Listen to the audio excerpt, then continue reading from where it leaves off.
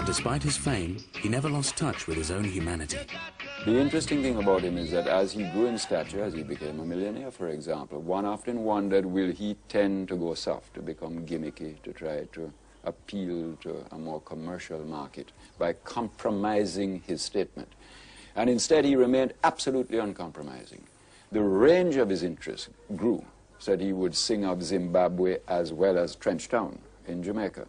But the concern remained absolutely the same, uncompromisingly the same. The money didn't change Mr. Marley. I think that it changed the people around him. No matter how much money you may have, you're going to leave it anyway, so. He's not somebody that really worshipped money and things like that, or fame. I remember once he took the pair of jeans out of the washing machine and had lots of fivers all in it, and he didn't even know that his trousers pocket was got all this money in it, and just, you know, it didn't even matter to him. But yet he never had any money either. And in a way, when he was sick, he kind of lived in some sort of terrible poverty. What do you do with the money that you make? Do you take it back to Jamaica? Do you give it to the people? I give it away. You give all your money away? All the away. How do you survive? Oh, Rastafari is God. How do you feel the people of Jamaica see you as a musician? See me, the people of Jamaica never see me. We show the people of Jamaica Rastafari. No, no, no. Do they like you? If the people like me, here the people love I. The people love I. The people make I. The influence which our father have on music is that him bring the people voice to the world, and to use music not only for make money or entertain, but for educate and enlighten people.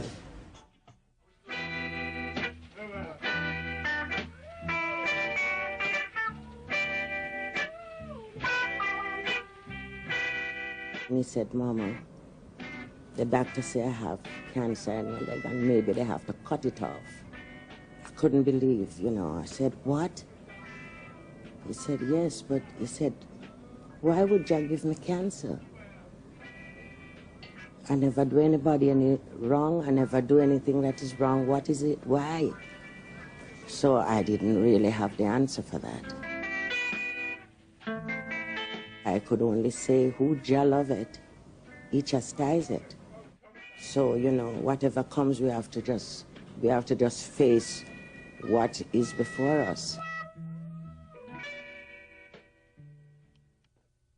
He was limping, you know, he was hopping away on his bandaged foot.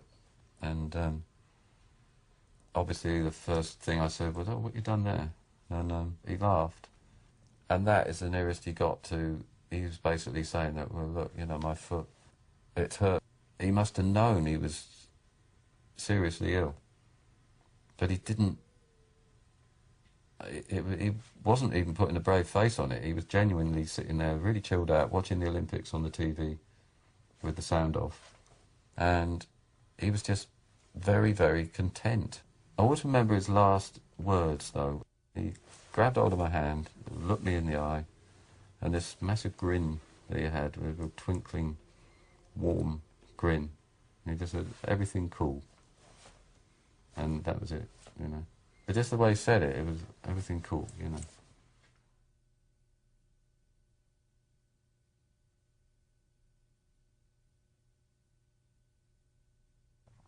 I heard that he passed away. You know, it was terrible. I was in Jamaica when it happened, and I phoned here in London, and I couldn't believe it. I was totally shocked. I mean, I would never have in a million years thought that that would be the last interview, and a year later he'd be dead. I don't think he should have been made to do that last American tour, because, you know, you've got photos of him in '77 with the bandage, and here he is in 1980 still wearing the bandage, which was basically a permanent fixture in that period. So I don't know why he was forced to do that last tour. He looked really knackered when I saw him.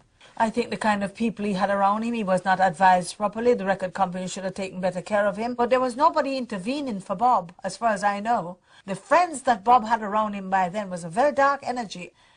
He had some bad elements around him that was not helpful to his growth or helping him to really sort this problem out. And he was overworked, you could say, because he was touring very hard and he should have had a holiday. I just think that the people around him just didn't take any care, and they know it, and they know how I feel about it, especially one who knows exactly who he is, and I'm talking to him now, and I hope that he watched this documentary, that he can see it. Because he had a big influence on Bob, and so they could have done something more for him instead of these people out of I don't know where they came from saying that they know how to cure cancer. And when it was too late, he goes to Germany, and it was too late. The treatment in Bavaria wasn't recognised by the American Cancer Society at all. This was kind of renegade, you know, holistic treatment almost. And I think Bob was believing, you know, willing himself to believe that he was getting better. Absolutely not the right care for somebody with that kind of money at that point in his life. He wouldn't go with traditional Western medicine because of Rastafarian belief. He was a deeply religious bloke. During his brief lifetime, Bob Marley had risen from the ghettos of Kingston to become one of the most influential and charismatic performers the world has ever seen. But what is so remarkable is how immensely powerful his music remains today, how undiminished his message is, and that it still resonates so deeply. I and I now have words to really talk about Bob Marley for the good that he have done. He's really a prophet. No doubt about that. If you're not living good.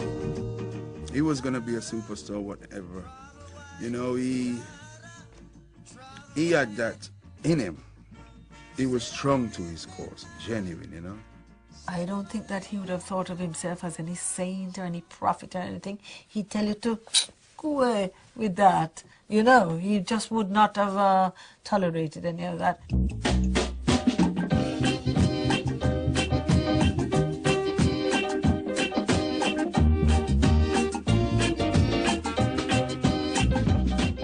Bob's one of the most influential figures of the 20th century. If he hadn't done what he did, the world would be a much poorer place. They have made him into a commodity. Now you can buy Bob Marley shoes on the internet or whatever it is, you know. He would have just been sick.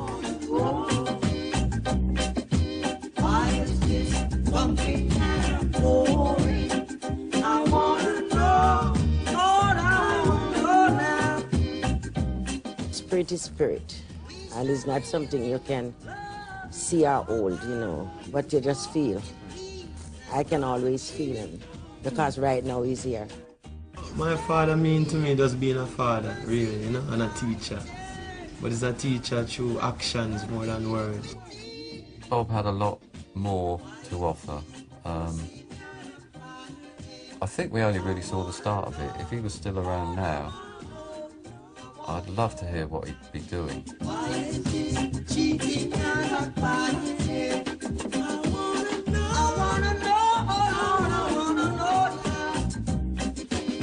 He's always with us, and the music is always there. He's here to stay, really. I mean, would he have done Live Aid? You know, you can speculate, you can go on, you know, all you like, but I think if he'd have had another few years even, you know, just a couple, I think we would have seen a lot more of another side of Bob. His music, he did it from his heart and from his experience, you know. The fact he'd gone back to Africa, which is like the big thing that Rastafarians wanted to do, Bob was in a position to do it, and he was not only in a position to do that, he could go back to Africa and make a difference there. I think we didn't see a fraction of what he could have done. Basically, was freedom and justice for all people, you know, especially for African people too. Freedom of Africa and justice of Africa. Yeah. Bob couldn't have lived to a nice old age and enjoy his children, his grandchildren, and be around with us and still be jamming. as him say, one of these days I'm gonna stop playing music. I won't sing no song no more. You know, just put the trumpet up. You know, see, but the trumpet is still blowing, Bob.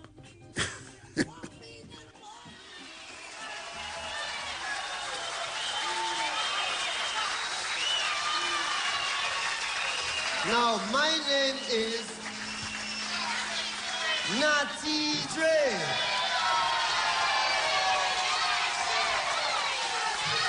Natty Dre.